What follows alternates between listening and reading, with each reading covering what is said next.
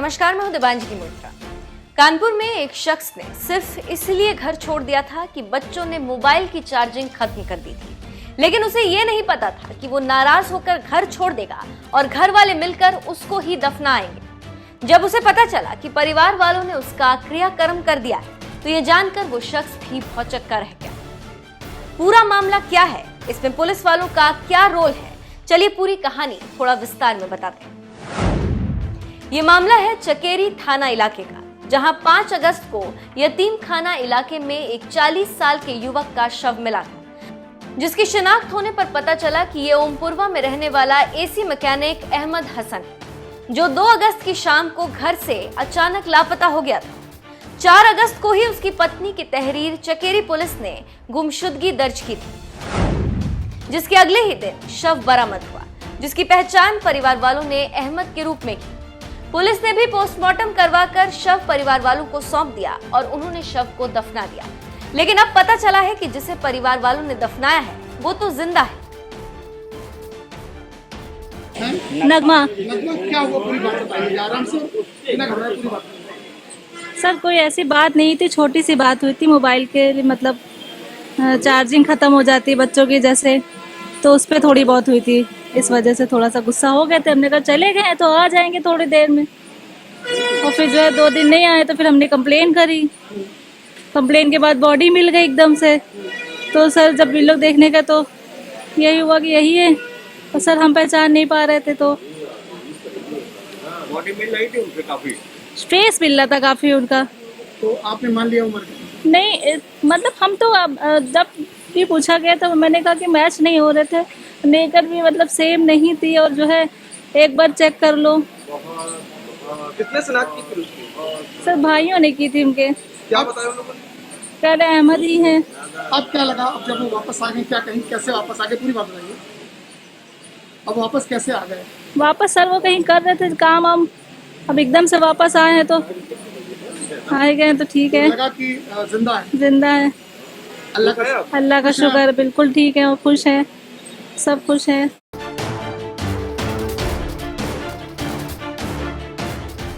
परिवार वालों ने जिस अहमद हसन को दफनाया था वो शुक्रवार की रात घर लौट आया और बताया कि पत्नी से झगड़ा होने के बाद घर छोड़कर चला गया था, लेकिन जब बच्चों की याद सताई तो लौट आया। सुबह घर में झगड़ा हुआ पत्नी के साथ, दिन भर मैं घर में ही रहा, लेकिन शाम को फिर थोड़ी सी बहसम बहसा हुई, और बहसम बहसा के बाद मैं घर में बिना लड़ाई झगड़ा किए निकल गया। चलते चलते मैं सरसौल पहुंचा, वहाँ पे बैठ के थक के बिल्कुल बैठ गया। फिर मेरी हिम्मत नहीं थी मैं आगे जा सकूँ। वहाँ करीब 2-3 घंटे बैठा रहा। फिर हमें एक सज्जन मिले, राजू यादव, जो अपने किसी काम से ससुराल जा रहे थे। उन्होंने हमको आसरा दिया कि जो भी हुआ या तो घर चले जाओ या हमारे साथ चलो, हमारे ससुराल हम जा रहे हैं, वहाँ तुमको हम काम पे लगवा देंगे, जब तक मर्जी आए काम करना, जब मर्जी आए अपने घर चले आना। मैं उनके साथ उनके साड़ू के घर चला गया, वहाँ पे रहा 3 दिन। पानम स्टील फैक्ट्री में काम किया, और उसके बाद चौथे दिन काम नहीं था तो दिन सुबह से मेरा दिल घबरा रहा था। फिर उन लोग ने भी बोला कि चाहो तो घर चले जाओ और चाहो तो यहीं बने रहो। मैंने कहा नहीं, मेरा दिल घबरा रहा, मैं जाऊँगा। तो उन्होंने हमको 500 रुपये, जो मेरी दिहाड़ी बन रही थी, उन्होंने हमको 500 रुपये दिए और ट्रक में बैठा दिया। शाम को करीब 7 बजे मैं यहाँ ही रामा देवी उतरा हूँ। यहाँ से उतर के फिर मैं ई रिक्शा से ताड़ी खाना अपने घर पहुँचा। फिर वहाँ से पैदल अपने घर गया तो वहाँ ताला लगा मिला। फिर वहाँ के लोगों ने हमें पहचान लिया कि हम तो अहमद हैं। उन्होंने कहा तुम कहाँ थे? फिर हमको बैठा लिया गया वहाँ पे। फिर पड़ोस में उन्होंने इंस्पेक्टर साहब को फ़ोन किया कि अहमद वापस आ गए हैं। इंस्पेक्टर साहब हमें लेके सीधे चकेरी थाने आ गए। जब वापस आए तो आपको क्या मालूम चला आपके ना रहने पे यहाँ पर क्या-क्या हुआ? आने बाद हमको पता चला कि तुम्हारी डेड बॉडी शिनाख्त हो गई है और तुम्हारा सारा हो चुका है, तुम मर चुके हो। हमें कहा हमें तो नहीं पता था, क्योंकि वहाँ पे ना पेपर था ना कुछ था। घर वालों ने खुशी जाहिर की है, और बस अभी तो फिलहाल नहीं है, अब आगे की फिर हम क्या बता सकते हैं। नहीं, कुछ नहीं, हमें कोई नहीं जानता। नहीं, अभी हमें कोई बात नहीं। भाइयों ने की थी, हमें भाई से, एक भाई से मुलाकात हुई है हमारी।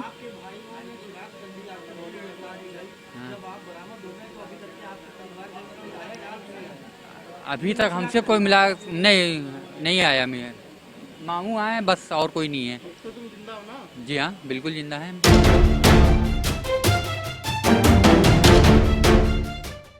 अहमद हसन के लौट आने से उसकी पत्नी नगमा तो खुश हैं, परिवार वाले भी खुश हैं, लेकिन पुलिस वालों की टेंशन बढ़ गई है कि आखिर जिसका अहमद हसन समझकर पोस्टमार्टम किया गया, फिर वो कौन था। देखिए, एक इंसिडेंट हुआ था जिसमें ये बताया गया था कि अपनी पत्नी से लड़ाई के बाद वो घर से पति चला गया है और इसी तरह की गुमशुदगी उन्होंने आके थाने पर दर्ज करवाई थी।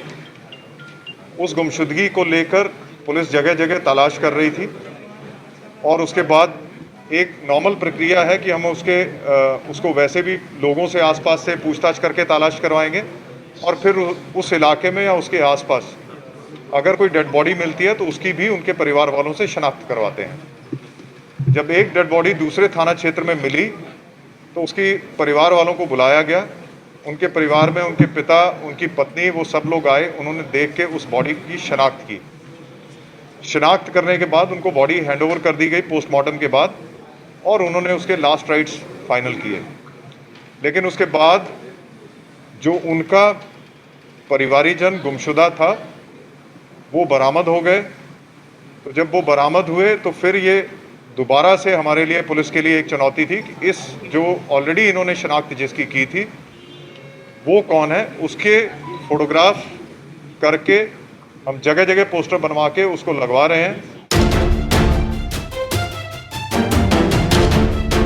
पुलिस अब उस शख्स की पोस्टमार्टम रिपोर्ट को फिर से जांच करवाएगी और साथ ही डीएनए सैंपल की भी जांच होगी।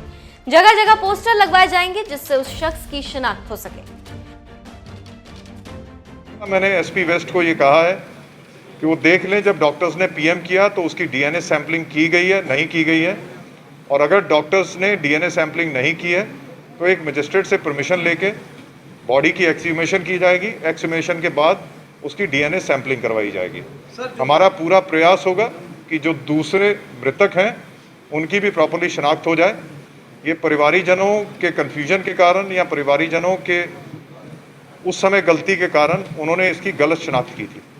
सर, जो शव मिला था, देखिए, पोस्टमार्टम डिटेल्स मैं आपको बाद में डिटेल में बता दूंगा, क्योंकि उसकी दोबारा से मुझे इंजरीज देखनी पड़ेगी, सारी चीज़ें देखनी पड़ेगी, और अगर उसमें इंजरीज होंगी तो उसमें डेफिनेटली एक अज्ञात मर्डर का मुकदमा हम अपनी तरफ से लिखवाएंगे, क्योंकि उसकी अभी शनाख्त नहीं हुई है और उसका लगातार शनाख्त करने का हम गहन प्रयास करेंगे।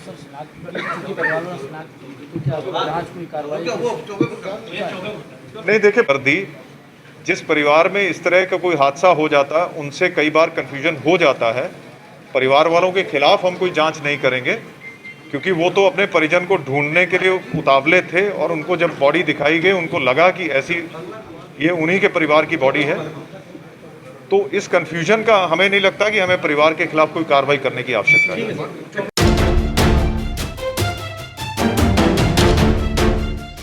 बता दें, जिस शख्स का पुलिस ने पोस्टमार्टम करवाया था उसकी निर्मम तरीके से हत्या की गई। युवक के सिर पर किसी भारी वस्तु से हमला किया गया था और उसके बाद धारदार हथियार से वार कर हत्या कर दी गई। इसके बाद शव को केरोसिन तेल डालकर जलाने की भी कोशिश की गई। बहरहाल अब देखना यह है कि कानपुर पुलिस इस चुनौती से कैसे निपटती है।